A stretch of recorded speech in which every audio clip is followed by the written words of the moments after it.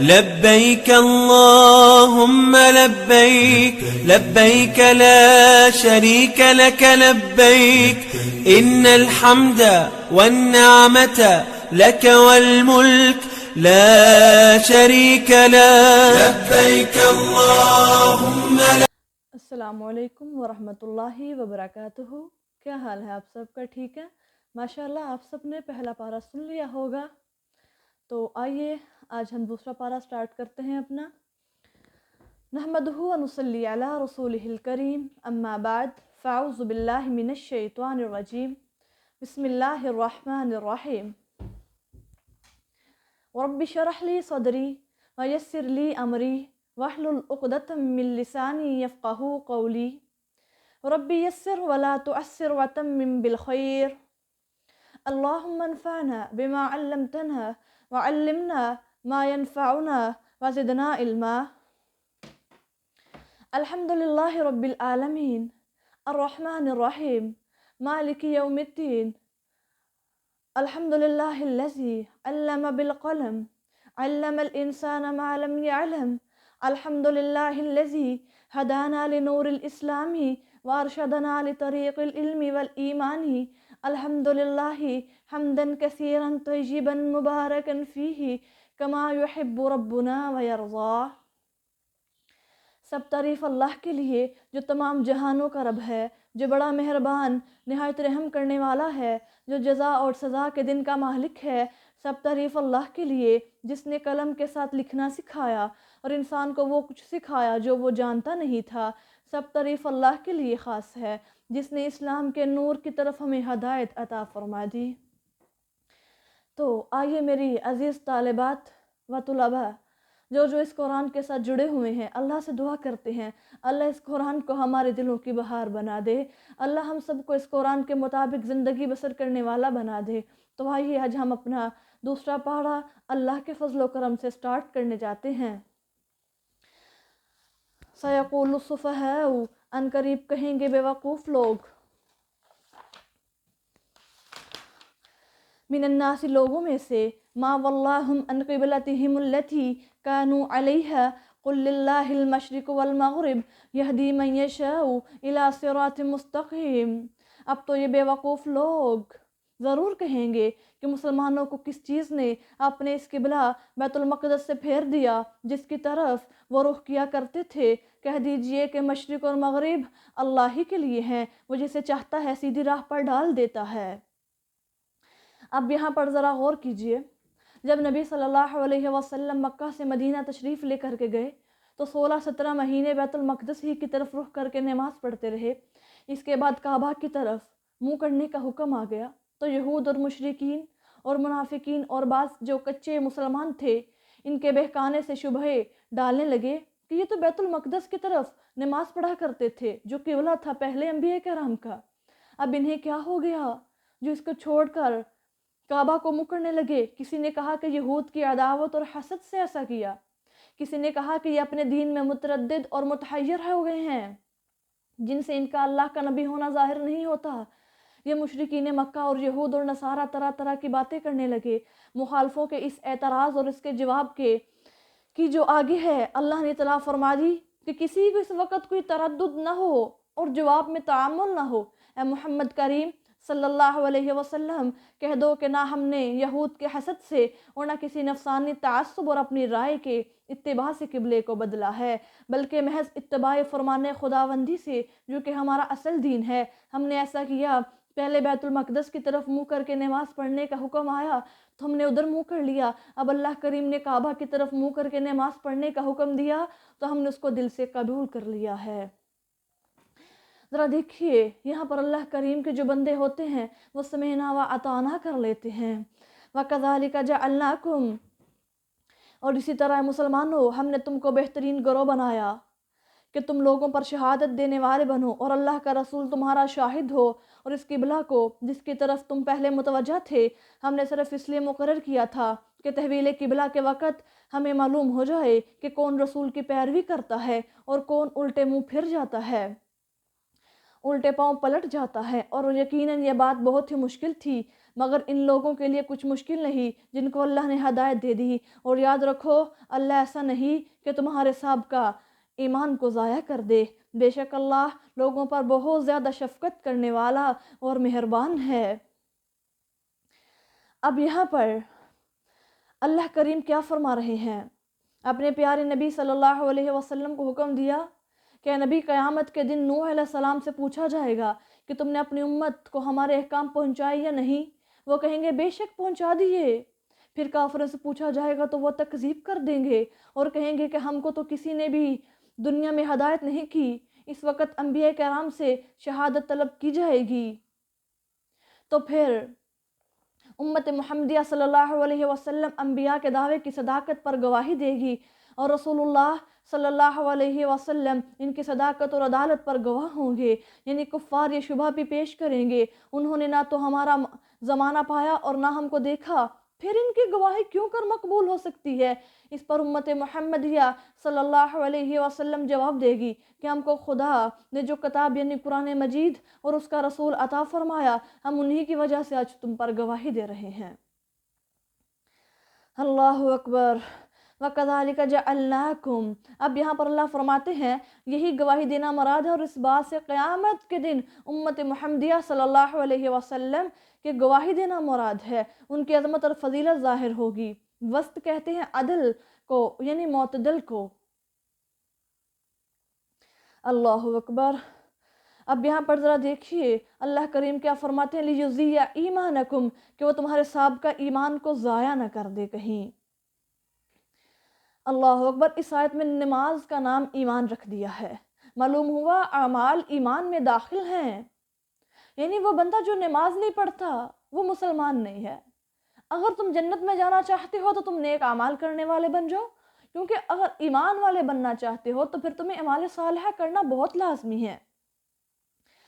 قَدْ نَرَى تَقَلُّبَ وَجْهِكَ فِي السَّمَاءِ، اے پیغمبر صلی اللہ علیہ وسلم ہم آپ کا آسمان کی طرف اٹھنا بار بار چہرے کا دیکھ رہے ہیں، بس یقیناً آپ کو ہم اسی قبلہ کی طرف پھیر دیں گے جسے آپ پسند کرتے ہیں، اور جب کہ وقت آ چکا ہے چاہیے کہ آپ اپنا رخ مسجد حرام کی طرف پھیر لیا کریں، اور اے مسلمانوں جہاں کہیں تم ہو اپنا رخ اسی طرف پھیر لیا کرو، اور جن لوگوں کو کتاب دی گئی ہے وہ بخوبی جانتے ہیں اس بات کا ہونا ان کے رب کی طرف سے ہے۔ اب ذرا دیکھیے یہاں پر صفحہ کا جو ورڈ آیا ہے، صفحہ جو ہے وہ صفیحہ کی جمع ہے، اور صفیحہ کہتے ہیں نادان اور کم عقل اور ضعیف العقل کو، جیسا کہ فرمایا وَلَا تُؤْتُوا السُّفَهَاءَ أَمْوَالَكُمْ۔ اللہ اکبر۔ لیکن اس جگہ صفحہ سے مراد ہے یہود، کیونکہ وہی تحویل قبلہ پر معترض تھے اور اپنی بے وقوفی اور احمق کی وجہ سے معترض تھے، چنانچہ خدا تعالیٰ نے جو ان کو جواب دیے ہیں ان سے ان کے احمق اور اچھی طرح ثابت ہو رہا ہے۔ یعنی دیکھیں جو اللہ کے احکامات کے آگے اعتراض کرے گا اللہ اس کو کہے گا تم بے وقوف ہو، سیقول السفہاء، اور اس بات کا ہونا ان کے رب کی طرف سے بالکل برحق ہے، اور اللہ بھی ان باتوں سے بے خبر نہیں جو وہ کر رہے ہیں۔ وَلَئِنْ آتَيْتَ الَّذِينَ، اور اگر آپ ان لوگوں کے پاس جو جن کو کتاب دی گئی ہے سب دلیلیں بھی لے آئیں تو بھی وہ بھی آپ کے قبلہ کو نہیں مانیں گے، اور نہ آپ ان کے قبلہ کو مان سکتے ہیں، اور نہ وہ خود ایک دوسرے کے قبلہ کو ماننے والے ہیں، اور اب جب کہ آپ کو علم حاصل ہو چکا ہے اگر آپ نے ان کی خواہشوں کی پیروی کی تو البتہ آپ ظالموں میں سے شمار ہو جائیں گے۔ اب اس آیت میں نبی مکرم صلی اللہ علیہ وسلم کو مخاطب ٹھہرا کر امت کو تنبیہ کی کہ اللہ کی طرف سے ایک حکم آ جانے کے بعد اب کوئی مسلمان اہل کتاب کے بہکانے میں آ جائے تو وہ بڑا بے انصاف ہے۔ الذین آتیناہم الکتاب یعرفونہ، جن لوگوں کو ہم نے کتاب دی ہے وہ اس نبی کو اس طرح پہچانتے ہیں جس طرح وہ اپنے بیٹوں کو پہچانتے ہیں، اور پھر بھی ان میں سے ایک گروہ جان بوجھ کر صداقت کو چھپاتا ہے۔ بہرحال یہ معاملہ آپ کے رب کی طرف سے حق ہے، پس آپ کو شک کرنے والوں میں سے ہرگز نہ ہونا چاہیے۔ اب یہاں پر اللہ کریم فرماتے ہیں میرے پیارے پیغمبر صلی اللہ علیہ وسلم آپ خواہشات کی پیروی نہ کیجیے، اگر آپ خواہشات کی پیروی کریں گے تو آپ ظالموں میں سے ہو جائیں گے۔ تو ذرا دیکھیے اب اہواءہم سے مراد جہل اور تقلید ہے، علم سے مراد کتاب و سنت کا علم ہے۔ حدیث میں آیا ہے علم صرف 3 چیزیں ہیں، نمبر 1 قرآن، نمبر 2 حدیث، اور تیسرا عادلہ یعنی فریضہ عادلہ یعنی میراث، جو کچھ ان کے سوا ہے وہ فضول ہے۔ اللہ اکبر. اب یہاں پر اللہ کریم یہ بھی بتا رہے ہیں اے میرے نبی صلی اللہ علیہ وسلم، جو یہود ہیں وہ محمد صلی اللہ علیہ وسلم آپ کے نسب اور قبلہ، مولد اور مسکن، صورت اور شکل اور اوصاف اور احوال سچے ہونے اور آپ کا سچا رسول ہونے کا ایسا یقین کرتے ہیں جیسے بہت سے لڑکوں میں اپنے بیٹوں کو بلا تردد اور تعامل پہچانتے ہیں. وہ اس بات میں شک نہیں کرتے، ان کو تو مکمل یقین ہے کہ آپ اللہ کے رسول بن کے آئے ہیں. فَلِكُلِّ وِجْهَةٌ هُوَ مُوَلِّيهَا، اور ہر ایک کے لیے ایک سمت ہے جس کی طرح وہ متوجہ ہوتا ہے. بس تم نیکی کے کاموں میں ایک دوسرے پر سبقت لے جاؤ. تم ہوا کسی جگہ پر ہو، اللہ تم سب کو لا اکٹھا کرے گا. بے شک اللہ ہر بات پر قدرت حاصل ہے اللہ ذوالجلال کو. یعنی یہ ضد کرنی فضول ہے کہ ہمارا قبلہ بہتر ہے یا تمہارا قبلہ بہتر ہے. بہتری تو اسی میں ہے جو اللہ ذوالجلال نے بتا دیا. اگر بہتری حاصل کرنی ہے تو پھر جو ملے اس پر جلدی اور بے تکرار عمل کر لیا کرو. یعنی نماز اول وقت پر پڑھ لیا کرو. وَمِنْ حَيْثُ خَرَجْتَ، اور اے نبی صلی اللہ علیہ وسلم آپ جہاں کہیں بھی نکل جائیں تو نماز کے وقت مسجد حرام کی طرف رخ کر لیا کریں، اور یقین رکھیں کہ یہ حکم آپ کے رب کی طرف سے بالکل برحق ہے اور اللہ تمہارے اعمال سے بے خبر نہیں ہے. اور آپ جہاں کہیں بھی جائیں مسجد حرام کی طرف رخ کر لیا کریں، اور اے مسلمانوں تم جہاں کہیں بھی ہوا کرو اسی کی طرف اپنا رخ کر لیا کرو. تحویل قبلہ کا حکم اس لیے دیا جاتا ہے کہ تم پر سوائے ان لوگوں کے جو ان میں سے بے انصاف ہیں کسی کا کوئی اعتراض نہ رہے. بس تم ان سے نہ ڈرو، ہرگز نہ ڈرو، اور صرف مجھ ہی سے ڈرو. وَلِأُتِمَّ نِعْمَتِي عَلَيْكُمْ، تاکہ میں تم پر اپنی نعمت کو تمام کر دوں اور تاکہ تم ہدایت یافتہ ہو جاؤ. كَمَا أَرْسَلْنَا فِيكُمْ رَسُولًا، اے پیغمبر صلی اللہ علیہ وسلم یہ تحویل قبلہ بھی ایک ایسی نعمت ہے جیسا کہ وہ رسول جو ہم نے تم میں تمہارے جیسا بھیجا ہے، جو تمہیں ہمارے احکام سناتا، تمہیں پاکیزہ بناتا، قرآن و حکمت سکھاتا اور ایسی باتوں کی تعلیم دیتا ہے جو تمہیں معلوم ہی نہ تھیں.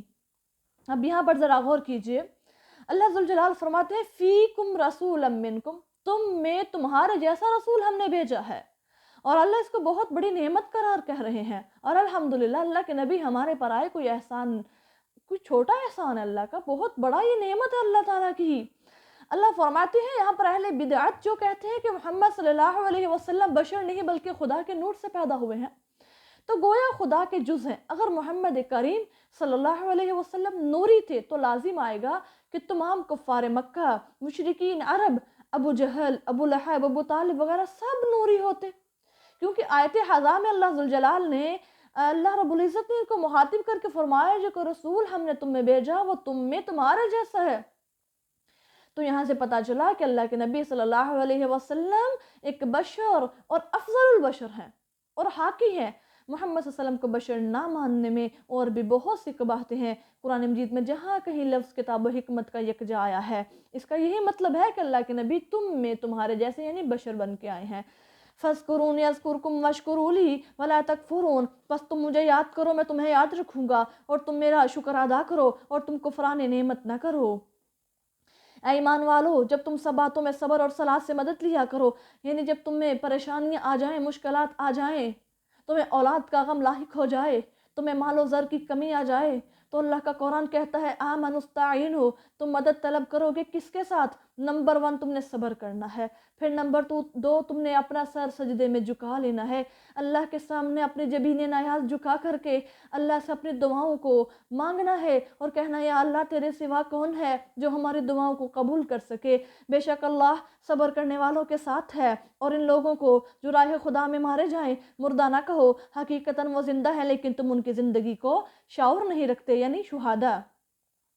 وَلَنَبْلُوَنَّكُمْ بِشَيْءٍ مِّنَ الْخَوْفِ وَالْجُوعِ، اور یہ ضروری ہے کہ ہم خوف اور ہراس، بھوک کی تکلیف سے اور مال و جان کے نقصان سے اور پھلوں کی کمی سے تمہارا ہم امتحان لیں گے. اور اللہ اور اے پیغمبر صلی اللہ علیہ وسلم آپ صبر کرنے والوں کو خوشخبری سنا دیجئے. اللہ اکبر. اب حدیث میں آتا ہے کہ اللہ ذوالجلال بعض بندوں کو آخرت کے بڑے بڑے درجات دینا چاہتا ہے، اگرچہ ان کے اعمال ان درجوں کے قابل نہیں ہیں لیکن ان کو تکالیف سے آزما کر صبر کی توفیق دے دیتا ہے. ان کے اس صبر کے بدلے آخرت کے ان اعلیٰ درجات کا مستحق کر دیتا ہے۔ اس طرح مصیبت کے وقت صبر کرنے سے گناہ بھی معاف فرما دیتا ہے۔ اس لیے مسلمان کو مصیبت سے گھبرانا نہیں چاہیے، بلکہ ایسے وقت میں صبر اور نماز کے ذریعے سے مدد طلب کرنی چاہیے۔ اب مال کا نقصان کیا ہے کہ مال مثلا تجارت میں گھاٹا ہو جائے، چوری ہو جائے۔ جان کا نقصان یہ ہے کہ تمہارے میٹھے پیارے رشتے دنیا سے جانا شروع ہو جائیں۔ خوف سے مراد کیا ہے؟ دشمنوں کا خوف ہو جائے۔ بھوک سے مراد محتاجی اور قحط ہے۔ پھر میووں کی کمی ہے، اور پھر باغ کے پیڑوں میں پھل کا کم آنا ہے۔ پھر اولاد کی موت ہو جائے، کیونکہ اولاد بھی تو کسی نعمت سے کم نہیں ہوا کرتی۔ اللہ کہتے ہیں میں تمہیں ضرور آزماؤں گا، اور جو صبر کرے گا اسے پھر ہم جنت کی بشارت دیتے ہیں۔ سبحان اللہ۔ الذین اذا اصابتہم مصیبہ، جنہیں جب کوئی مصیبت پہنچتی ہے تو بے ساختہ کہہ اٹھتے ہیں کہ ہم تو اسی کے ہیں اور ہمیں اسی کی طرف لوٹ کر جانا ہے۔ ایسے ہی لوگ ہیں جن پر اللہ کی بخششیں اور اس کی رحمتیں ہوتی ہیں، اور یہی لوگ کامیاب اور سیدھی راہ پر ہیں۔ ان الصفا والمروہ، بے شک صفا اور مروہ اللہ کے مقرر کردہ نشانات میں سے ہیں، پس جو خانہ کعبہ کا حج عطا کرے یا عمرہ بجا لائے اس پر کوئی گناہ نہیں کہ وہ ان دونوں میں طواف کرے، اور جو خوشی سے نیکی کا کام کرے تو اللہ یقیناً قبول کرنے والا اور جاننے والا ہے۔ اب دیکھیں اللہ ذوالجلال نے یہاں پر صفا اور مروہ دو پہاڑیوں کا تذکرہ فرمایا ہے، اور وہ کیوں فرمایا؟ اللہ ذوالجلال کو ماجی ہاجرہ کی ادا اتنی پسند آئی کہ جب وہ بیابان جنگل میں بیٹھی ہوئی ہیں، ان کے ساتھ ان کا بیٹا اسماعیل ہے، بیٹی کو پیاس بہت زیادہ ہے، وہ کبھی دوڑتی ادھر کبھی ادھر صفا اور مروہ کے چکر لگا رہی ہیں، اور کہیں اللہ سے اپنی دعاؤں کو رکھتی ہیں، اللہ میرے دعا کو قبول کر لے، اللہ میرا چھوٹا سا بیٹا ہے اس کو پانی مل جائے۔ دیکھیں اللہ کو ان کی عادت اتنی پسند آئی، جو ادھر سے ادھر اور ادھر سے ادھر آنے کا، وہ بار بار دعائیں مانگ رہی ہیں اپنے بیٹے کے لیے، اپنی اولاد کے لیے پانی طلب کر رہی ہیں۔ اللہ کریم نے ان کی دعاؤں کو پورا کیا، پھر اللہ ذوالجلال نے وہاں پر چشمہ زمزم کو جاری فرما دیا، جب سے یہ جگہ محل اجابت دعا قرار پائی ہے، اور آج وہی زمزم کا پانی ہے جو پوری دنیا میں وہاں پر ہی نکلتا ہے اور کہیں نہیں آ سکتا۔ اور دیکھیں الماجی ہاجرہ کے صبر کے بنیاد پر اللہ کریم نے رہتی دنیا تک ان کو ایک مثال بنا دیا۔ ان الذین یکتمون، بے شک وہ لوگ جو اللہ کے کھلے احکام اور اس کی ہدایت کو اس کے بعد بھی چھپا رہے ہیں، جبکہ ہم نے لوگوں کے لیے کتاب میں ہر ایک حکم وضاحت کے ساتھ بیان کر دیا ہے، ان پر اللہ اور تمام لعنت کرنے والوں کی لعنت ہے۔ لیکن وہ لوگ جنہوں نے توبہ کی اور اپنی اصلاح کر لی اور احکام الہی کو بیان کیا، بس ایسے لوگوں کی توبہ قبول کر لیتا ہوں، اور میں توبہ قبول کرنے والا بڑا مہربان ہوں۔ بے شک وہ لوگ جنہوں نے کفر کیا اور وہ حالت کفر ہی میں مر گئے، یہی لوگ ہیں، ان پر اللہ کی بھی لعنت، فرشتوں کی بھی لعنت اور تمام لوگوں کی بھی لعنت ہے، وہ اس میں ہمیشہ ہمیشہ رہیں گے، ان سے عذاب کم نہیں کیا جائے گا اور نہ ہی وہ وہاں پر مہلت دیے جائیں گے۔ اور تمہارا معبود ایک ہی معبود ہے، کوئی معبود نہیں مگر وہی ہے جو بڑا بخشنے والا اور بڑا مہربان اور نہایت رحم کرنے والا ہے۔ بے شک آسمان و زمین کے پیدا کرنے میں، رات اور دن کے آنے جانے میں، اور کشتیوں میں جو ان چیزوں کو سمندر میں لے کر چلتی ہیں، جو لوگوں کو نفع پہنچاتی ہیں، اس بارش میں جسے اللہ نے آسمان سے پانی کی شکل میں نازل کیا اور اس کے ذریعے سے زمین کو یعنی مردہ یعنی خشک ہونے کے بعد زندہ کیا، اس میں ہر قسم کے جانوروں کو پھیلا دیا، اور ہواؤں کے رخ پھیراتے رہنے میں، اور بادلوں کو آسمان و زمین کے درمیان مسخر رکھنے میں ان لوگوں کے لیے بہت سی نشانیاں ہیں جو عقل مند ہیں۔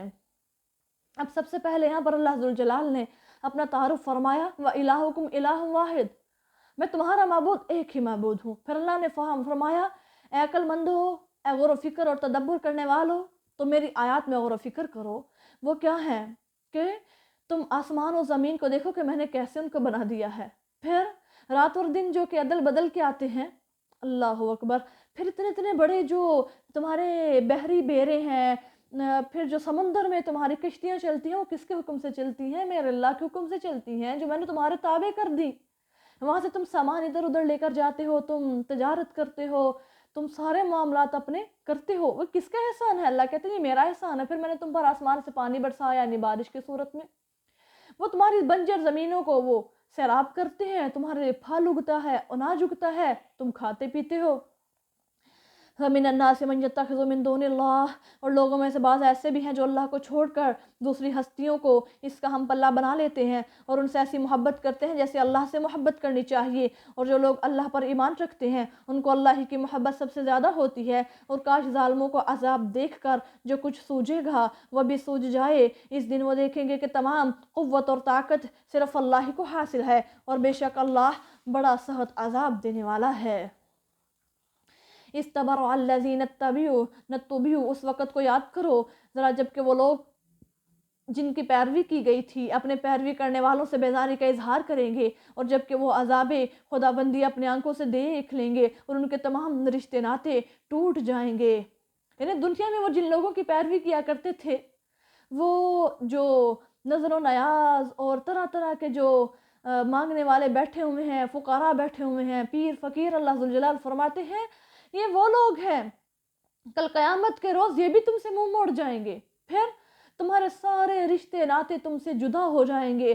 وقال الذین اتبعوا، اور پیروی کرنے والے پکار اٹھیں گے اگر ہم ایک بار لوٹ کر جا سکیں تو ان سے اس طرح بیزاری کا اظہار کریں گے جس طرح کہ انہوں نے آج ہم سے کیا ہے۔ اس طرح اللہ ان کے اعمال کو ان کے لیے سراپا حسرتیں بنا کر دکھائے گا، اور وہ کبھی آگ سے چھٹکارا پانے والے نہیں ہیں۔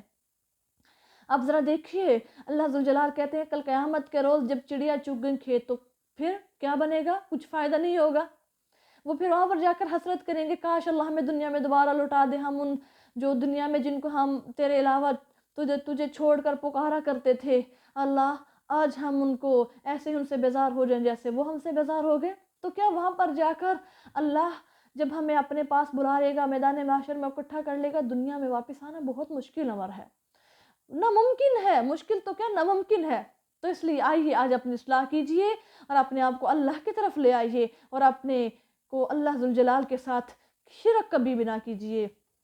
یا ایھا الناس کلوا، اے لوگو زمین میں جس قدر حلال اور صاف ستھری چیزیں ہیں انہیں شوق سے کھاؤ اور شیطان کے نقشے قدم پر نہ چلو، بے شک وہ تمہارا کھلا دشمن ہے، وہ تمہیں برائی اور بے حیائی کی ہی ترغیب دے گا، اور یہ کہ تم سے اللہ کے متعلق وہ باتیں کہلوائے گا جن کا تمہیں علم نہیں ہے، اور جب انہیں کہا جاتا ہے کہ اللہ نے جو کچھ نازل کیا ہے اس کی پیروی کرو تو کہتے ہیں ہم تو اسی طریق پر چلیں گے جن پر ہم نے اپنے آباء و اجداد کو چلتے ہوئے پایا۔ تو کیا اگر ان کے بڑے کسی بات کو نہ سمجھتے ہو تو اور راہ راست پر بھی نہ ہو تو بھی یہ انہی کے طریق پر چلیں گے۔ اللہ اکبر۔ اب ذرا یہاں پر دیکھیے اللہ کے احکام کے مقابلے میں اپنے باپ دادا کے مذہب، ان کی رسم و رواج کی تقلید نہیں کرنی، یہ شرک ہے۔ جو لوگ قرآن و حدیث کے سامنے اپنے آباء و اجداد کو پیش کر رہے ہیں ان کے جواب میں قرآن کہتا ہے کہ وہ عقل اور فہم اور ادراک سے خالی لوگ ہیں اور غیر ہدایت یافتہ لوگ ہیں۔ معلوم ہوا کہ قرآن و حدیث کے مقابلے میں اپنی رائے سے کچھ کہنا اور اس کی تقلید کرنا بے عقلی اور ہدایت سے دوری ہے۔ اللہ ہم سب کو ہدایت عطا فرمائے۔ وَمَثَلُ الَّذِينَ كَفَرُوا، اور کافروں کی مثال اس شخص کی سی ہے جو ایسی چیز کے پیچھے چلائے جو سوا پکار اور ندا کے کچھ نہیں سنتی۔ یہ لوگ بہرے، گونگے، اندھے اور کچھ نہیں سنتے سمجھتے۔ یا ایھا الذین آمنوا کلوا من طیبات، اے ایمان والو ان پاکیزہ اور حلال چیزوں میں سے جو ہم نے تمہیں عطا کی ہیں، جو چاہو کھاؤ اور اللہ کا شکر بجا لاؤ اگر تم صرف اسی کی بندگی کرنے والے ہو۔ یہاں پر اللہ فرماتے ہیں کہ کافروں کو سمجھانا ایسے ہے جیسے کوئی جنگل کے جانوروں کو بلائے کہ وہ سوائے آواز کے کچھ نہیں سنتے، ان کو بس یہ پتا ہے کہ ہمیں کوئی بلا رہا ہے، یہ نہیں پتا کہ کوئی کس طرف بلا رہا ہے، کیا کہہ رہا ہے۔ اللہ فرماتے ہیں وہ ایسے ہی ہیں جیسے کوئی جنگل کے جانور مراد ہوں۔ استغفر اللہ، اللہ اکبر کبیرہ۔ انما حرم علیکم المیتۃ، اس نے تم پر صرف مردار، خون، خنزیر کا گوشت اور ایسے جانور حرام کیے جو اللہ کے سوا کسی اور کے نامزد کر دیے گئے ہوں، پس جو نافرمانی کرنے اور حد سے بڑھ جانے والا نہ ہو بحالت مجبوری اگر ان کا استعمال بھی کر لے تو اس پر کوئی گناہ نہیں، بے شک اللہ بخشنے والا اور بڑا رحم کرنے والا ہے۔ اب یہاں پر ذرا دیکھیے اللہ فرماتے ہیں اگر کوئی انسان موت کے قریب ہے، موت کی کشمکش میں ہے، اس کے پاس کھانے کے لیے نہ پانی ہے، نہ کچھ پینے کے لیے نہ پانی ہے، نہ خوراک ہے، اس کی زندگی خطرے میں ہے، اگر اس کے پاس ایسی مردار یعنی شراب ہو اور سور کا گوشت ہو اور جو ایسی چیزیں مراد ہو جو حرام اللہ نے قرآن پاک میں فرما دیا ہے کہ وہ حرام ہے، اگر ان سے وہ اتنا سا کھا لے کہ اس کی زندگی بچ جائے تو اس کے لیے وہ جائز ہے۔ اللہ کہتے ہیں کہ وہ حد سے تجاوز نہ کرے، پھر میں اللہ اس کو معاف کر دوں گا۔ ان الذین یکتمون، جو لوگ ان احکام کو جو اللہ نے اپنی کتاب میں نازل کیے ہیں چھپاتے ہیں اور اس کے عوض دنیا کے حقیر فائدے حاصل کرتے ہیں، یہی لوگ ہیں جو اپنے پیٹ میں آگ بھرتے ہیں۔ ان لوگوں سے اللہ قیامت کے دن تک کلام تک نہ کرے گا اور نہ ان کو پاک کرے گا، اور ان کے لیے دردناک عذاب ہوگا۔ استغفر اللہ، جو لوگ اللہ کی آیتوں کو تھوڑی قیمت کے بدلے بیچ ڈالتے ہیں، یعنی اللہ نے جو نازل فرمایا اس میں سے وہ احکامات کو چھپا جاتے ہیں۔ اولئک الذین اشتروا الضلالہ، یہ وہ لوگ ہیں جنہوں نے گمراہی کو ہدایت کے بدلے اور عذاب کو مغفرت کے بدلے مول لے لیا، سو یہ لوگ آتش دوزخ کو برداشت کرنے میں کس قدر صابر ہیں۔ اللہ کہتے ہیں یہ میری آگ پر کیسے صبر کر لیں گے، انہوں نے دنیا میں ساری حدود کو کراس کر لیا اور اللہ کے حکموں کی یہ نافرمانیاں اور اتنی زیادہ پامال کرتے رہے۔ ذالک بان اللہ نزل الکتاب، یہ اس لیے کہ اللہ نے کتاب سچائی کے ساتھ نازل کر دی تھی، اور وہ لوگ جنہوں نے کتاب میں اختلاف کیا بے شک وہ پرلے درجے کی ضد پر اڑے ہوئے ہیں۔ لیس البر ان تولوا وجوہکم، اور تم نے مشرق کی طرف منہ کر لیا یا مغرب کی طرف، تو یہ کوئی بڑی نیکی نہیں ہے۔ نیکی تو یہ ہے کہ کوئی اللہ پر، روز آخرت پر، فرشتوں، کتابوں، نبیوں پر ایمان لایا۔ جس شخص نے اللہ کی محبت میں قریبی رشتہ داروں، یتیموں، مسکینوں، مسافروں، سائلوں اور غلاموں کے آزاد کرانے کو مال دیا، اور جو لوگ نماز کی پابندی کرتے رہے اور زکوٰۃ دیتا رہا اور جہاد کر کے اسے پورا کرنے والے ہیں، اور تنگ دستی اور تکلیف میں اور جنگ کے وقت ثابت قدم رہنے والے ہیں، یہی لوگ حق اور صداقت پر ہیں اور یہی متقی انسان ہیں۔ اب یہاں پر اللہ ذوالجلال ایمانداروں کی شناخت فرما رہے ہیں۔ فرمایا کہ جامع البیان میں ہے کہ بیت المقدس کی طرف منہ کرنا، قبلہ موقوف ہو کر خانہ کعبہ مقرر ہوا تو اہل کتاب اور کچے مسلمانوں کو ناگوار محسوس ہوا، تب یہ آیتیں نازل ہوئیں۔ اللہ اکبر۔ پھر اللہ کریم نے فرمایا کہ جو اصل ایماندار ہیں ان کی نشانیاں یہ ہیں کہ وہ ایمان لاتے ہیں اللہ پر، یوم آخرت پر، سابقہ کتابوں پر، پھر وہ اپنے مال میں سے اللہ کے راستے میں دیتے ہیں، اور پھر وہ لوگ جب مشکلیں آ جائیں تو صبر کرتے ہیں، پھر وہ بیماری میں بھی اللہ کی طرف رجوع کرتے ہیں، اور وہ سچ بولتے ہیں، اور وہ نمازیں قائم کرتے ہیں، زکوٰۃ دیتے ہیں، اور یہی تقوی والے لوگ ہیں جن کے دلوں میں اللہ کا خوف ہے۔ یا ایھا الذین آمنوا کتب، اے مسلمانوں، مقتول کا بدلہ لینا تم پر فرض کیا گیا ہے۔ اگر آزاد آدمی نے آزاد کو قتل کیا تو اس کے بدلے وہی قتل کیا جائے گا، اگر غلام نے قتل کیا ہے غلام تو غلام ہی، اور اگر عورت نے قتل کیا ہے تو وہی عورت قتل ہوگی۔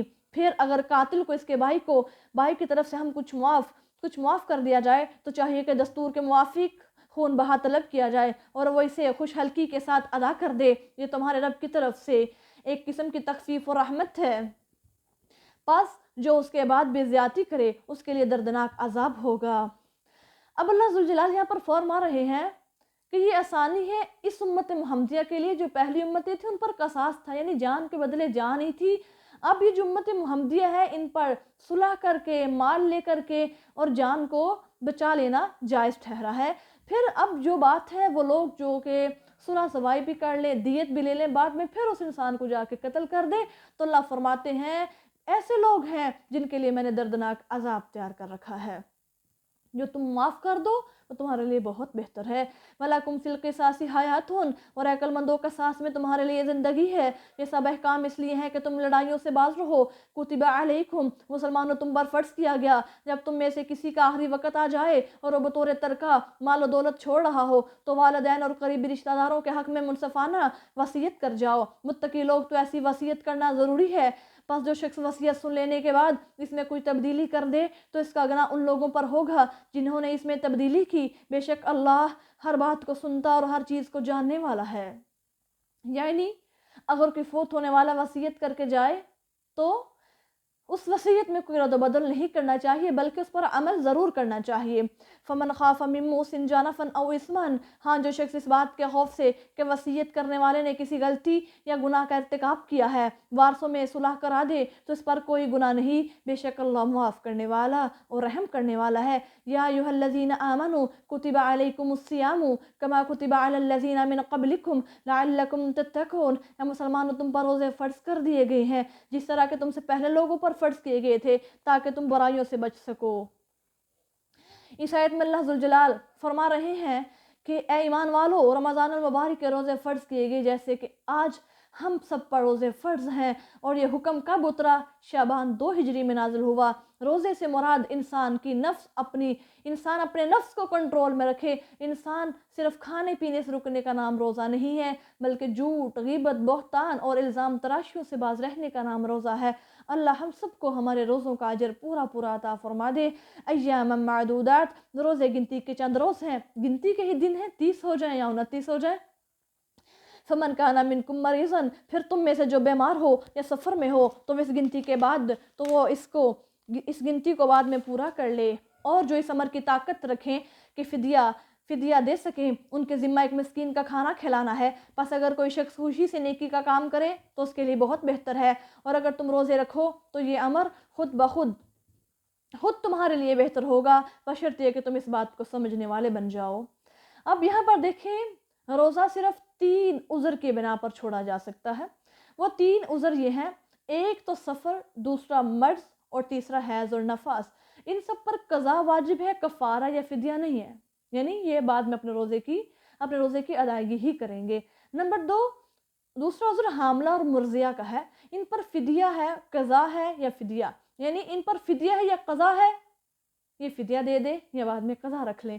تیسرا عذر بوڑھے، مرد، عورت اور دائم المریض کا ہے، یعنی وہ بیمار ایک وقت جو 12 مہینے بیمار رہتے ہیں، ان کو اپنے تندرست ہونے کا کوئی خیال نہیں، کوئی پتہ ہی نہیں ہے، تو وہ کیا کریں گے کہ وہ صرف اور صرف اس کی قضا کر دیں، قضا دے، اس کو صرف اس کا کفارہ ادا کر دے۔ وہ دن بدن وہ کمزور ہوتے جا رہے ہیں۔ فدیہ یہ ہے کہ ہر روز کے بدلے ایک مسکین کو ایک وقت کا کھانا دیں، اگر زیادہ کو کھلائیں گے تو زیادہ ثواب ملے گا، ہاں اگر صاحب وسعت اور مالدار ہیں تو بجائے ایک وقت کے 2 وقت کھانا کھلا دیں، یعنی شام کا بھی اور سحری کا بھی۔ یہ ہے روزہ چھوڑنے کا کفارہ اور فدیہ۔ شہر رمضان الذی انزل فیہ القرآن، رمضان وہ مبارک مہینہ ہے جس میں قرآن نازل کیا گیا، جو لوگوں کے لیے رہنمائی اور ہدایت اور امتیاز حق و باطل کی روشن دلیلیں ہیں۔ بس جو یہ مبارک مہینہ پائے تو وہ اس کے روزے رکھے، اور جو بیمار ہو یا سفر میں ہو وہ اتنے ہی بعد میں روزے رکھ لے۔ اللہ تمہارے لیے آسانی چاہتا ہے اور دشواری نہیں چاہتا، اور یہ رعایت اس لیے بھی ہے کہ تم یہ گنتی پوری کر سکو، تاکہ تم اللہ کی عظمت بیان کرو کہ اس نے تمہیں ہدایت دی ہے، اور تاکہ تم اس کا احسان مانو۔ اللہ ذوالجلال آگے فرماتے ہیں کہ میں نے اس قرآن کو رمضان المبارک کے بابرکت مہینے میں نازل فرما دیا ہے، اور یہ قرآن تمہارے لیے ہدایت بن کے آیا ہے، یعنی یہ لوگوں کو ہدایت دیتا ہے۔ اذا سالک عبادی انی فانی قریب، اور نبی صلی اللہ علیہ وسلم جب آپ سے میرے بندے میرے متعلق سوال کریں تو آپ ان سے فرما دیجئے کہ میں تمہارے پاس ہی ہوں، پکارنے والے کی پکار کو قبول کرتا ہوں۔ جب وہ مجھے پکارتا ہے فَلْيَسْتَجِيبُوا لِي، تو میں اس کی دعوت کو تسلیم کرتا ہوں اور پھر میں اس کو جواب دیتا ہوں، اور چاہیے کہ وہ مجھ پر ایمان لے آئیں تاکہ انہیں راہ ہدایت مل سکے۔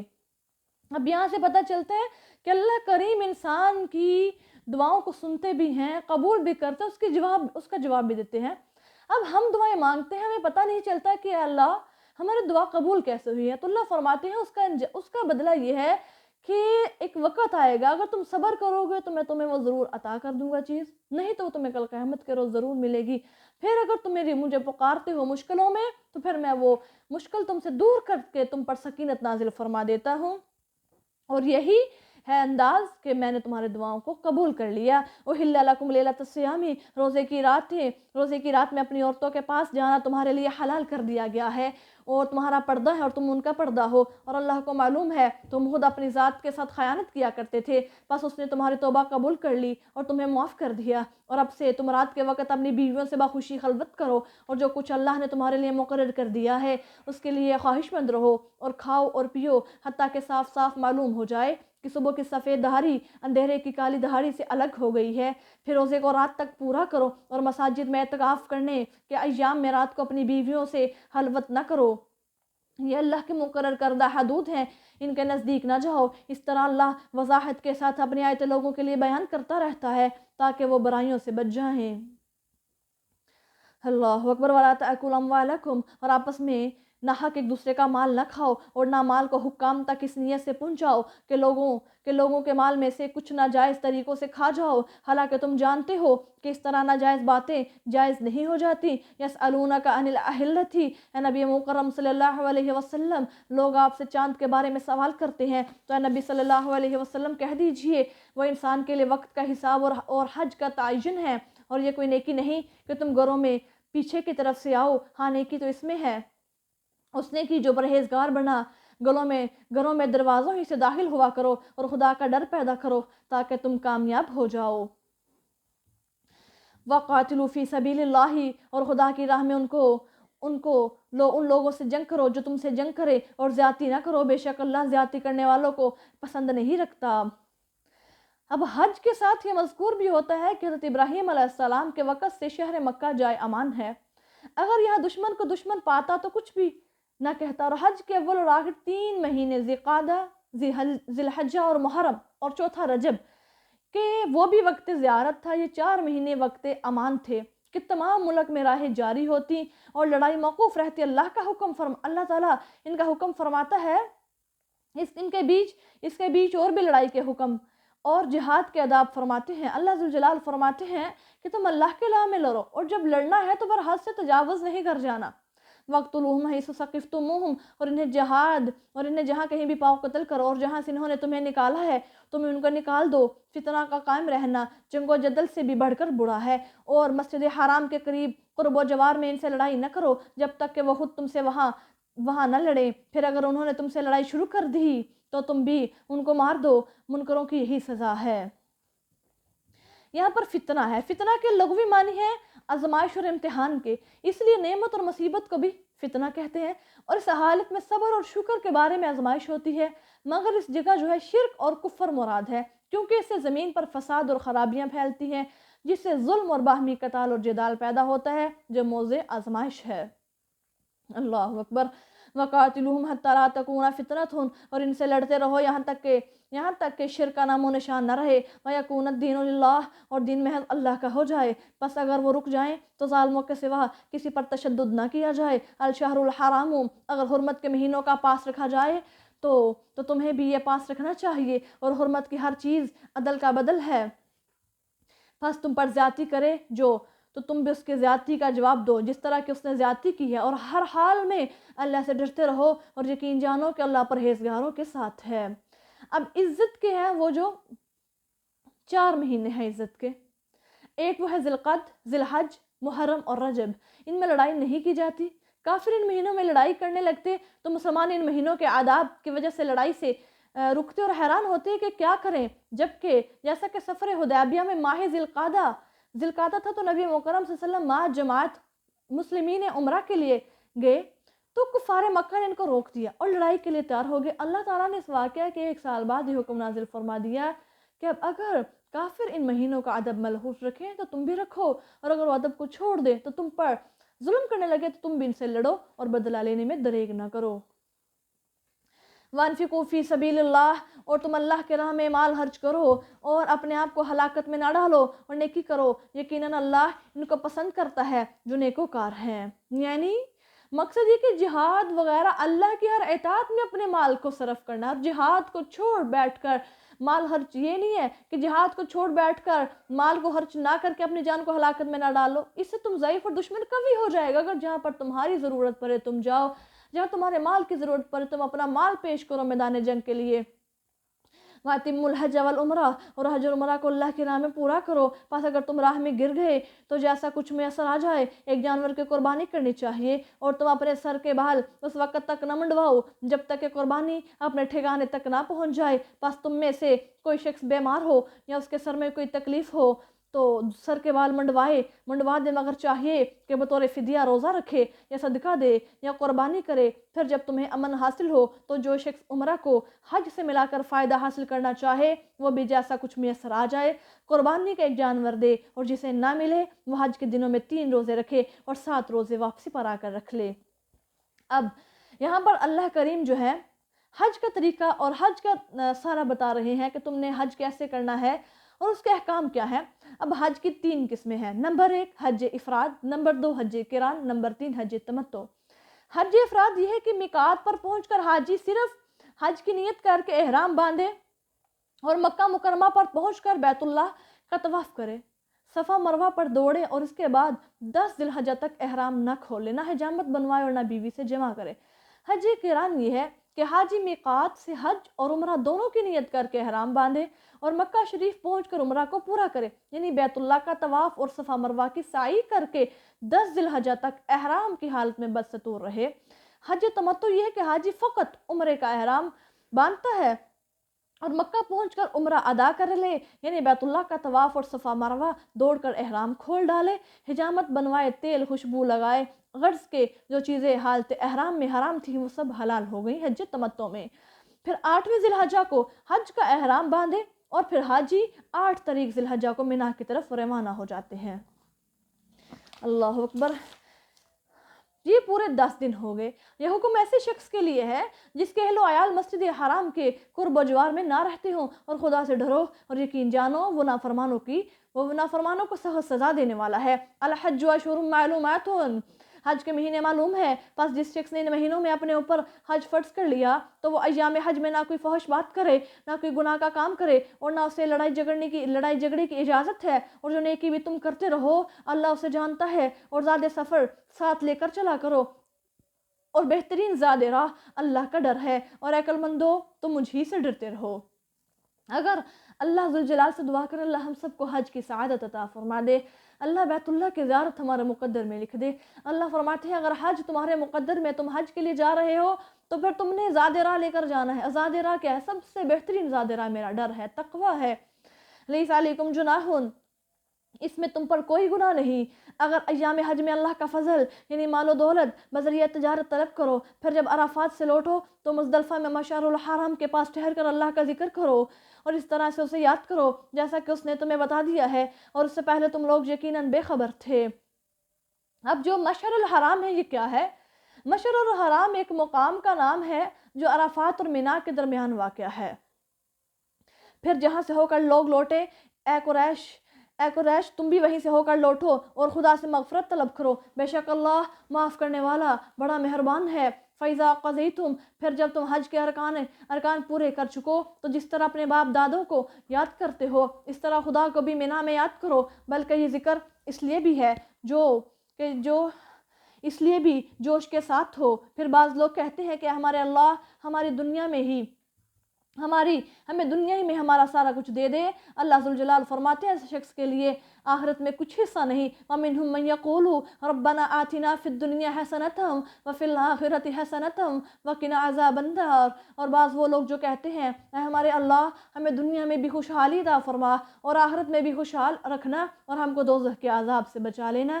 اور پیارے پیغمبر علیہ الصلاۃ فرماتے ہیں کہ سب سے جامع دعا میری یہ ہے کہ میں سب سے زیادہ اپنی نمازوں میں اس دعا کو پڑھا کرتا تھا، تو آپ سب اس دعا کو ضرور اپنائیے کیونکہ اس کے اندر دنیا آخرت کی ساری بلائیاں جمع ہیں، اور یہ اللہ کے نبی صلی اللہ علیہ وسلم کی سب سے جامع دعا ہے۔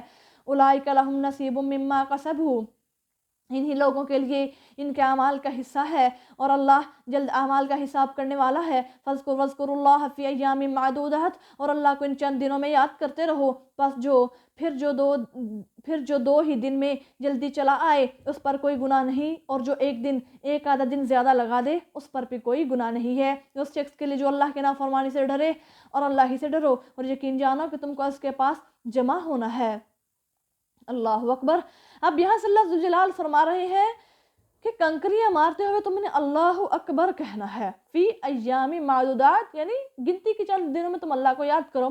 ابن عباس رضی اللہ تعالیٰ عنہ فرماتے ہیں ایام معدودات سے مراد ایام تشریق مراد ہے، اور وہ 4 دن ہیں۔ کون کون سے؟ 10، 11، 12 اور 13 ذی الحجہ، جن دنوں میں حاجی لوگ مینا میں رہتے ہیں۔ صحابہ رضی اللہ تعالیٰ عنہم کے اثر و عمل سے ایام عشر یعنی ذی الحجہ کے اول 10 دنوں میں ذکر اللہ تکبیر کہنا صریح طور پر ثابت ہے۔ وہ تکبیر کیا ہے؟ اللہ اکبر، لا الہ الا اللہ واللہ اکبر، اللہ اکبر وللہ الحمد۔ وَمِنَ النَّاسِ مَنْ يُعْجِبُكَ، اور بعض لوگ ایسے بھی ہیں جن کی باتیں آپ کو دین و زندگی کے بارے میں نہایت بلی معلوم ہوتی ہیں اور وہ اللہ کو اپنے خلوص دل پر گواہ بھی کر لیتے ہیں، حالانکہ فی الحقیقت وہ جھگڑے میں بڑے ہی سخت ہیں۔ اور جب وہ آپ سے الگ ہو جاتے ہیں تو ملک میں اس خیال سے سرگرمی دکھاتے ہیں کہ وہاں وہ فساد پھیلائیں اور کھیتوں کو تباہ کریں اور نسل انسانی کو ہلاک کر ڈالیں، اور اللہ فساد پھیلانے والوں کو دوست نہیں رکھتا۔ وَإِذَا قِيلَ لَهُ اتَّقِ اللَّهَ أَخَذَتْهُ الْعِزَّةُ، اور جب ان سے کہا جاتا ہے کہ اللہ سے ڈرو تو وہ گمنڈ میں آ کر اور گناہ کے مرتکب ہوتے ہیں، انہیں جہنم ہی کفایت کرے گی اور وہ نہایت برا ٹھکانہ ہے۔ اللہ اکبر۔ یعنی وہ لوگ، بعض لوگ جو دین کے بہانے سے دنیا کماتے ہیں، ان کی زبانیں شہد سے تو زیادہ میٹھی ہوتی ہیں لیکن ان کے دل حلوے سے زیادہ کڑوے ہوتے ہیں۔ اس قسم کے لوگوں کو جب حق والا حق بتاتا ہے، واعظ و نصیحت کرتا ہے، تو یہ بھڑک اٹھتے ہیں، اپنی دنیاوی عزت کے خاطر قرآن و حدیث کو صاف جواب دے دیتے ہیں۔ ایسے لوگوں کے لیے جہنم ہے جو بدترین جگہ ہے، العیاذ باللہ۔ اللہم انا نعوذ بک من عمل الریا، اللہ ہم سب کو ریاکاری جیسے برے عمل سے محفوظ فرمائے۔ وَمِنَ النَّاسِ مَن يَشْرِي نَفْسَهُ ابْتِغَاءَ مَرْضَاتِ اللَّهِ، اور بعض وہ بھی لوگ ہیں جو اللہ کے خوشنودی حاصل کرنے کے لیے جان تک صرف کر دیتے ہیں، اور اللہ بھی اپنے ایسے بندوں پر بڑا مہربان ہے۔ اے لوگو جو ایمان لا چکے ہو، پوری طرح اسلام میں داخل ہو جاؤ اور شیطان کے نقش قدم پر نہ چلو، وہ یقیناً تمہارا کھلا دشمن ہے۔ اگر اس کے بعد بھی تمہارے پاؤں پھسل گئے جبکہ تمہارے پاس کھلے احکام آ چکے ہیں، تو یقین جانو کہ یہ سب اللہ ذوالجلال بڑا غالب اور حکمت والا ہے۔ کیا یہ لوگ اس بات کے منتظر ہیں کہ بادلوں کے سائبانوں میں اللہ اور اس کے فرشتے نمودار ہو جائیں اور تمام باتوں کا فیصلہ ہو جائے؟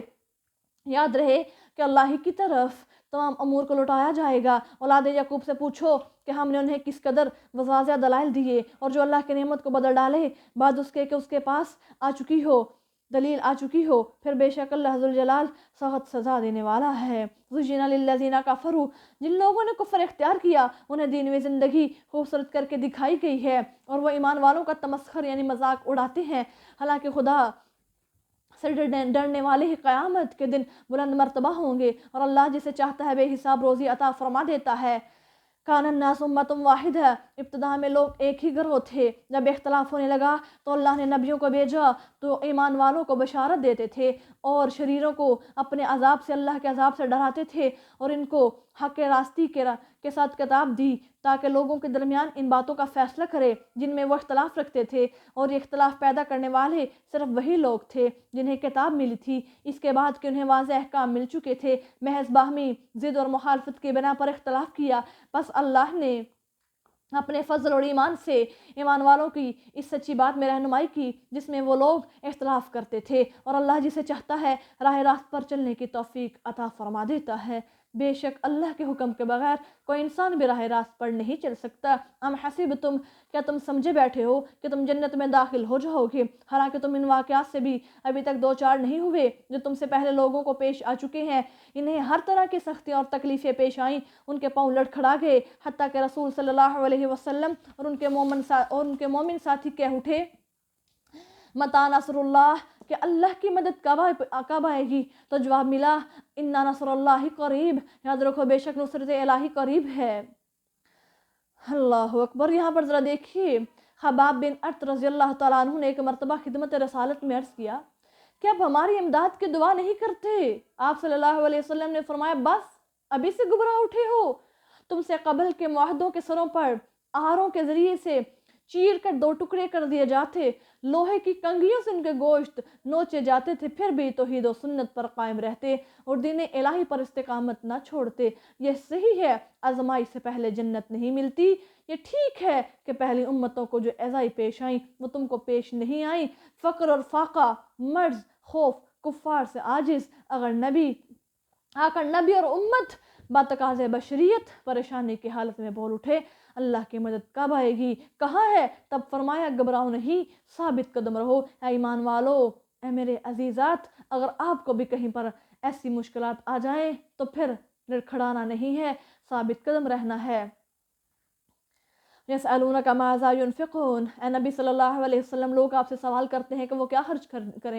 ان سے کہہ دیجئے جو کچھ بھی اپنے مالوں سے خرچ کرو وہ ماں باپ اور رشتہ داروں، یتیموں، مسکینوں اور مسافروں کو دو، اور جو بھی نیکی کا کام کرو گے بے شک اللہ اس کو جاننے والا ہے۔ تم پر جہاد فرض کر دیا گیا ہے اور وہ تمہیں ناگوار ہے، اور ممکن ہے کہ تم ایک چیز کو ناگوار سمجھو اور وہ تمہارے لیے بہتر ہو، اور یہ بھی ہو سکتا ہے کہ تم کسی چیز کو پسند کرو اور تمہارے لیے وہ بری ہو، اور اللہ جانتا ہے، حقیقی علم اسی کے پاس ہے اور تم نہیں جانتے۔ بے شک اللہ تعالیٰ ہر بات کو جاننے والا ہے۔ اس لیے جہاں پر اللہ ذوالجلال فرماتے ہیں کہ تمہیں ایک وقت میں تمہیں ایک چیز عطا فرماؤں، تمہیں وقتی طور تو وہ بری لگے گی، لیکن تم اس پر رضیت باللہ کہہ دیا کرو، اپنی رضامندی کو شامل کر دیا کرو اور اللہ کی رضا پر راضی ہو جایا کرو، پھر دیکھنا اللہ کہتے ہیں اس میں کتنی برکتیں، کتنی اس میں رحمتیں ڈال دیتا ہوں۔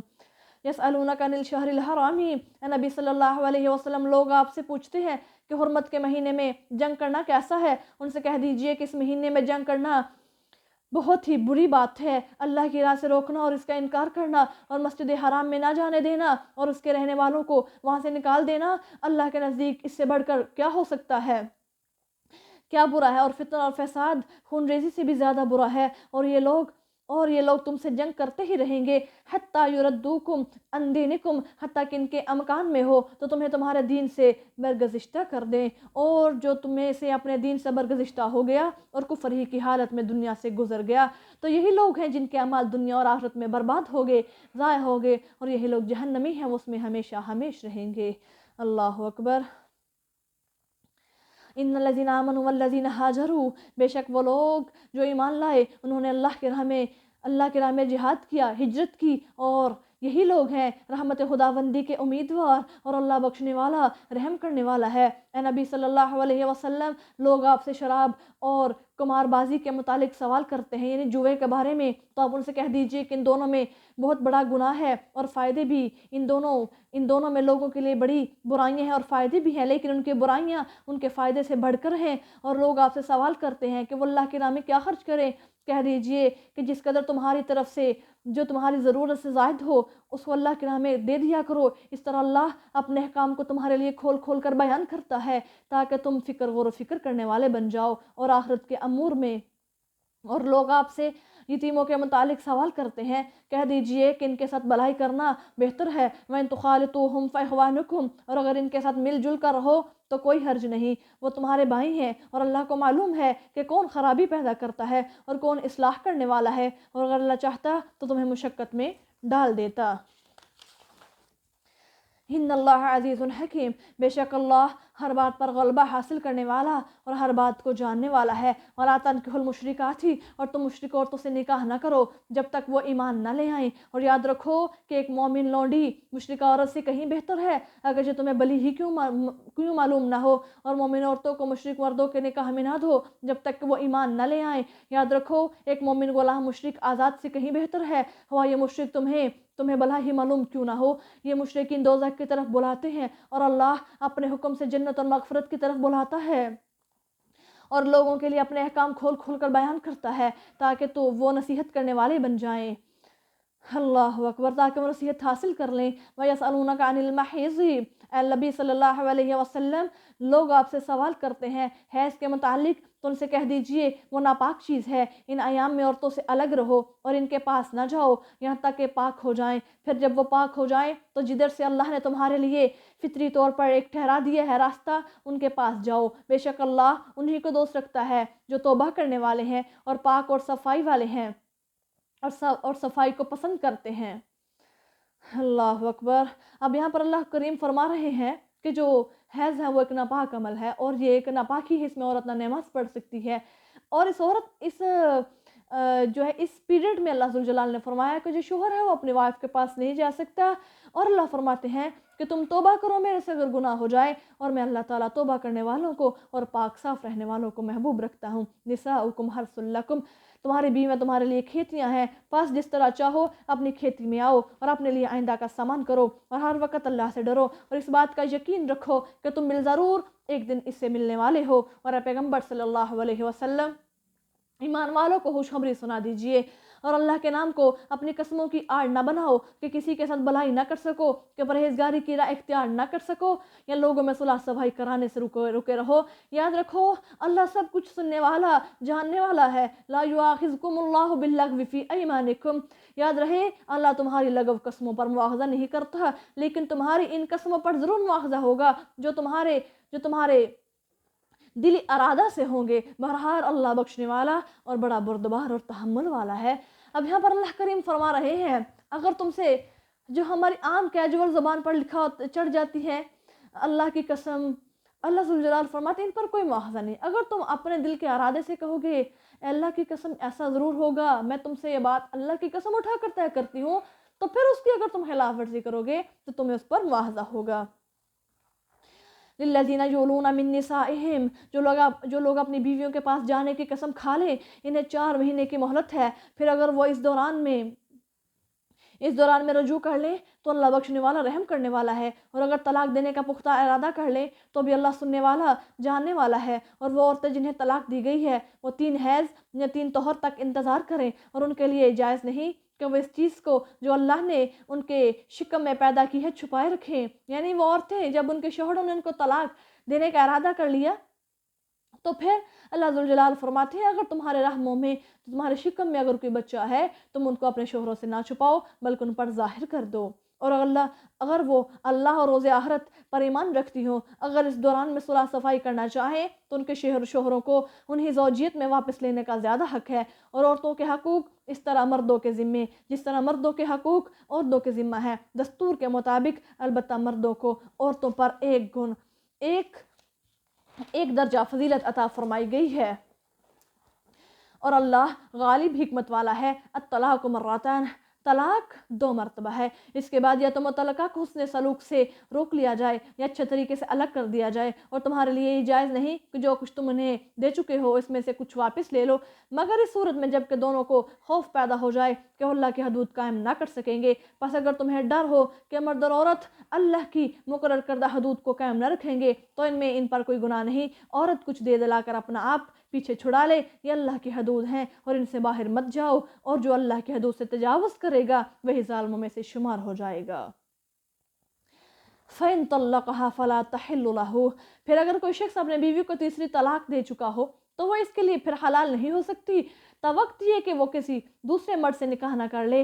پھر اگر وہ اپنی مرضی سے اس کو طلاق دے تو اب ان پر کوئی گناہ نہیں کہ وہ پھر تعلقات کو وابستہ کر لیں، بشرطیہ کہ انہیں یقین ہو کہ وہ اللہ کے مقرر کردہ حدود قائم رکھ سکیں گے، اور یہ اللہ کی حدود ہیں جنہیں سمجھدار لوگوں کے لیے کھول کر بیان کرتا ہوں میں۔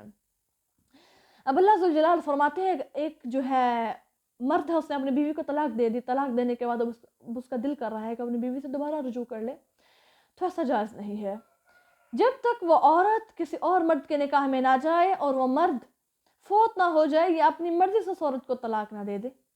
اور اسلام میں نکاح شگار کو حرام کر دیا گیا ہے۔ اذا طلقتم النساء، اور جب تم عورتوں کو دوسری طلاق دے چکو اور ان کی عدت پوری ہو جائے تو انہیں حسن سلوک سے روک لو یا خوش معاملگی سے علیحدہ کر لو، پھر انہیں تنگ کرنے کے لیے روکے نہ رکھو، یا کہیں ایسا نہ ہو کہ اللہ کے مقرر کردہ حدود سے تجاوز کر جاؤ، اور جو شخص ایسا کرے گا وہ اپنی ہی جان پر ظلم کرے گا۔ اور اللہ کے احکام کو ہنسی مذاق نہ سمجھو، اور اللہ کی عنایتوں کو یاد رکھو جو تم پر ہیں، اور کتاب و حکمت کو جو اس نے تم پر اتاری کہ تمہیں اس کے ذریعے سے نصیحت فرمائے، اور خدا کا خوف ہر وقت پیش نظر رکھو، اور یقین جانو کہ اللہ تمام باتوں کو جانتا ہے۔ وَإِذَا طَلَّقْتُمُ النِّسَاءَ، اور جب تم عورتوں کو طلاق دے چکو اور وہ عدت بھی ختم کر لے تو پھر انہیں اس سے نہ روکو کہ وہ باہمی رضامندی سے مناسب طور پر کسی دوسرے مرد سے نکاح کر لے ان احکام کے ساتھ، اور اللہ تم میں سے ان کو نصیحت کرتا ہے جو اللہ پر اور روز آخرت پر ایمان رکھتے ہیں، یہ تمہارے لیے بہت پاکیزہ اور صفائی کی بات ہے، اور اللہ جانتا ہے اور تم وہ نہیں جانتے۔ وَالْوَالِدَاتُ يُرْضِعْنَ أَوْلَادَهُنَّ حَوْلَيْنِ کَامِلَيْنِ، اور مائیں اپنے بچوں کو پورے 2 سال دودھ پلائیں، یہ مدت اس کے لیے ہے جو پوری مدت دودھ پلانا چاہے، اور باپ پر فرض ہے کہ وہ بچے کی ماں کے کھانے پہننے کا اور متعلقہ ہونے کی حالت میں بھی مناسب انتظام کرے۔ کسی شخص کو بھی اس کی بسطات سے زیادہ تکلیف نہیں دی جاتی، ماں کو اس کے بچے کی وجہ سے اور باپ کو اس کے بچے کی وجہ سے نقصان نہ پہنچایا جائے، اور یہی احکام بچوں کے وارثوں پر بھی عائد ہوتے ہیں۔ پھر اگر باہمی رضامندی اور مشورے سے دونوں قبل از وقت دودھ چھڑانا چاہیں تو اس میں بھی کوئی ان پر گناہ نہیں ہے۔ اگر تم دونوں چاہو اپنی اولاد کو کسی دوسری عورت سے دودھ پلواؤ تو اس میں بھی کوئی گناہ کی نہیں، شرط یہ ہے کہ تم نے جو کچھ دینا کیا تھا وہ خوش معاملگی سے ان کو دے دو، اور اللہ میں ہر حال سے ڈرتے رہو، اور یقین جانو کہ اللہ تمہارے ان اعمال کو جو تم کر رہے ہو خوب دیکھ رہا ہے۔ والذین یتوفون منکم، اور تم میں سے وہ لوگ جو فوت ہو جائیں اور بیویاں چھوڑ جائیں، ان کی بیویوں کو چاہیے کہ وہ 4 ماہ اور 10 دن تک اپنے آپ کو نکاح سے روکے رکھیں۔ پھر جب یہ عدت پوری کر چکے تو تم پر اس کارروائی میں کوئی گناہ نہیں جو وہ جائز طریقے سے نکاح کے لیے کریں، اور اللہ تمہارے اعمال سے پوری طرح باخبر ہے۔ ولا جناح علیکم فیما عرضتم به، اور اس میں تم پر کوئی گناہ نہیں اگر تم عدت کے اندر ایسی عورتوں سے اشارتاً نکاح کا خیال ظاہر کر دو۔ اپنے دل میں قصد نکاح کے پوشیدہ رکھو، اللہ کو معلوم ہے کہ تمہیں ان کا خیال ضرور آئے گا، لیکن مخفی طور پر ان سے کوئی وعدہ نہ لو، ہاں جائز طور پر ان سے کوئی بات کہہ سکتے ہو، اور اس وقت تک عقد نکاح کا قصد نہ کرو جب تک کہ عدت پوری نہ ہو جائے، اور اس بات کو اچھی طرح سمجھتے رہو کہ اللہ کو ان سب باتوں کا علم ہے جو تمہارے دلوں میں ہے، بس اس سے ڈرتے رہو اور یقین جانو کہ اللہ بخشنے والا اور بہت ہی زیادہ تحمل کرنے والا ہے۔ لا جناح علیکم ان طلقتم النساء، تم پر کچھ گناہ نہیں اگر تم عورتوں کو ہاتھ لگانے یا ان کا مہر مقرر کرنے سے پہلے طلاق دے دو، اور انہیں فائدہ پہنچاؤ۔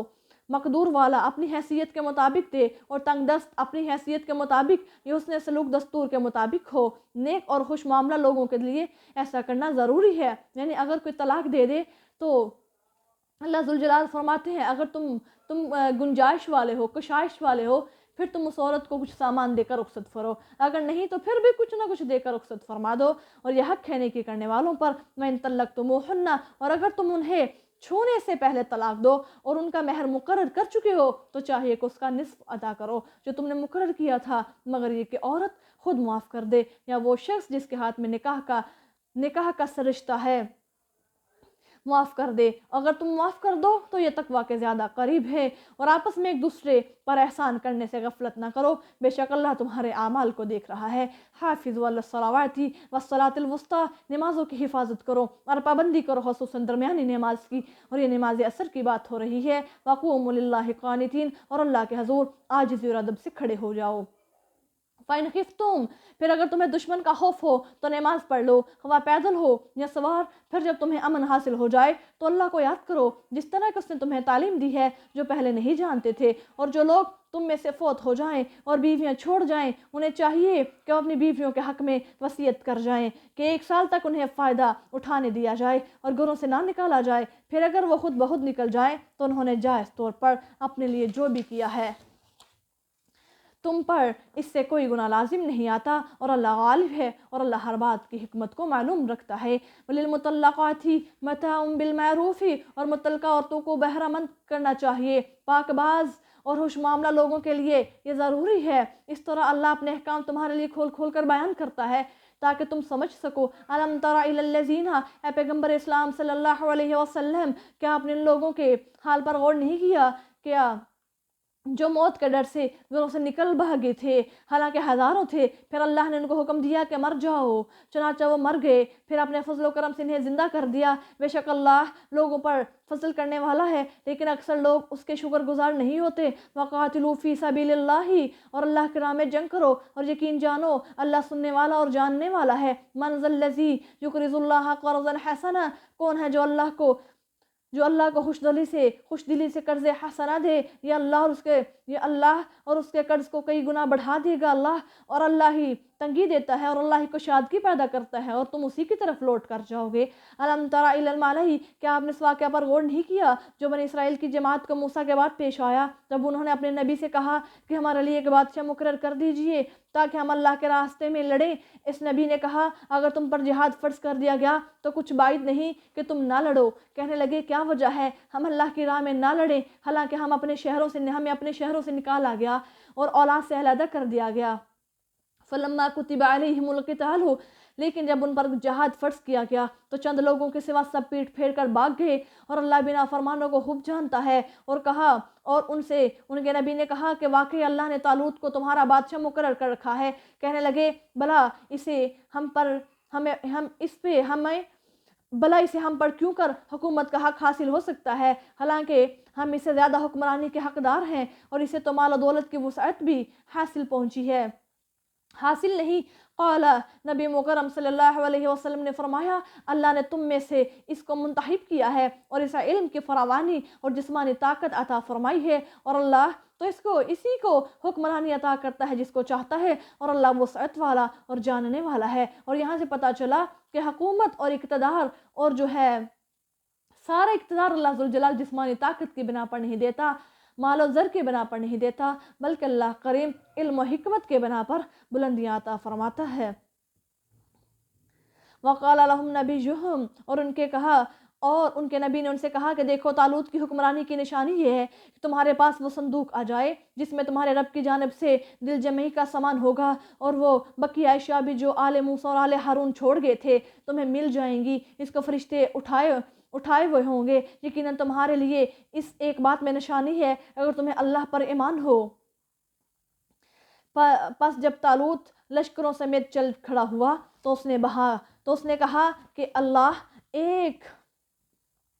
کہ بے شک اللہ ذوالجلال تمہیں آزمائے گا ایک نہر کے ذریعے سے، پس جس کسی نے اس میں سے پانی پیا تو وہ میری جماعت سے نہ ہوگا۔ اب اللہ کریم نے ایک نشانی رکھ دی، کیا فرمایا کہ تم نے اس نہر میں سے پانی نہیں پینا جہاں پر تم نبرد آزما ہونے والے ہو، یعنی دشمن کا تمہارے ساتھ مقابلہ ہونے والا ہے۔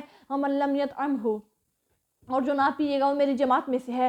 ہاں، اپنے ہاتھ سے چلو بھر پانی پی لینے میں کوئی حرج نہیں ہے۔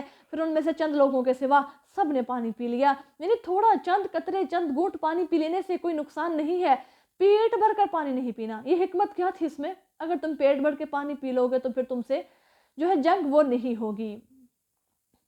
اللہ اکبر۔ پھر جب طالوت اور اس کے ایماندار ساتھی نہر کے اس پار ہو گئے تو نافرمانی کرنے والوں نے کہا کہ ہم میں تو جالوت اور اس کے لشکر سے لڑنے کی آج طاقت نہیں ہے۔ وہ لوگ جو قیامت کو اللہ سے ملاقات کرنے کا یقین رکھتے تھے کہنے لگے کہ کتنی ہی چھوٹی جماعتیں ہیں جو حکم الہی سے بڑی بڑی جماعتوں پر غالب آ گئیں، اور اللہ صبر کرنے والوں کے ساتھ ہے۔ وَلَمَّا بَرَزُوا لِجَالُوتَ، اور جب وہ جالوت اور اس کے لشکر کے مقابلے پر آئے تو کہنے لگے کہ ہمارے اللہ ہمیں صبر عطا فرما اور ثابت قدم رکھ اور کافروں پر نصرت عطا فرما۔ پس انہوں نے اللہ کے حکم سے انہیں شکست عطا فرما دی، اور داؤد نے جالوت کو قتل کر دیا، اور اللہ نے داؤد کو حکومت اور حکمت عطا فرمائی، اور جو کچھ اسے چاہا سکھایا۔ اور اگر اللہ انسانوں کے گروہ کے ذریعے دوسرے گروہ کو ہٹاتا نہ رہے تو البتہ زمین میں فساد پھیل جائے، لیکن اللہ کائنات پر فضل کرتا ہے۔ اللہ ذوالجلال فرماتے ہیں اگر زمین پر صرف فسادی پیدا ہو جائیں، اگر میں اپنے عذاب کے ذریعے سے فسادیوں کو زمین سے ختم نہ کروں، ان کا نام و نشان تک نہ مٹا دوں، تو پھر زمین پر سارے کے سارے فساد پھیل جائے اور پھر لوگوں پر کوئی امن اور سکون نہ رہے۔ اس لیے جو زمین پر فساد پھیلاتے ہیں ان کا میں کلا کما ضرور کرتا ہوں۔ تِلْکَ آیاتُ اللہِ نَتْلُوهَا عَلَيْكَ بِالْحَقِّ وَإِنَّكَ لَمِنَ الْمُرْسَلِينَ، یہ اللہ کی آیتیں ہیں جو ہم صحیح آپ کو پڑھ کر سنا رہے ہیں، اور بلا شبہ آپ رسولوں میں سے ہیں۔ صدق اللہ العظیم۔ یہ ہمارا آج کا پارہ ہے، دوسرا پارہ۔ تو آئیے مزید اس کے علم ربی نکات کو ہم دیکھ لیتے ہیں کہ اللہ کریم جو ہے پورے پارے کا ایک جو ہمارے پاس نچوڑ ہے، ایک اتھینٹک جو ہمارے پاس تھیم ریڈی ہوا ہے وہ کیا ہے، اس کے مین پوائنٹس کیا ہیں۔ تو صحابہ کا ٹیسٹ تحویل قبلہ میں ہوا اور ہمارا سنتوں پر عمل سے۔ اب آپ سب نے ان سب پوائنٹس کو ضرور لکھ لینا ہے کیونکہ بہت مین پوائنٹس ہیں اور بڑی سٹرگل سے آپ کے لیے یہ نکالے جاتے ہیں۔ نمبر 2، چھوٹی چھوٹی مشکلوں پر صبر سے ہی ناموری ملتی ہے، یعنی مشکلات آ جائے تو صبر سے کام لینا ہے۔